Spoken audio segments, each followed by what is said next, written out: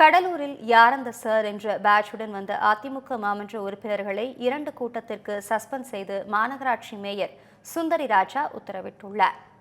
அண்ணா பல்கலைக்கழக மாணவி பாலியல் வன்கொடுமைக்கு ஆளாக்கப்பட்ட விவகாரத்திற்கு எதிர்ப்பு தெரிவித்து அரசியல் கட்சியினர் மற்றும் பல்வேறு அமைப்பினர் போராட்டத்தில் ஈடுபட்டு வருகின்றனர்.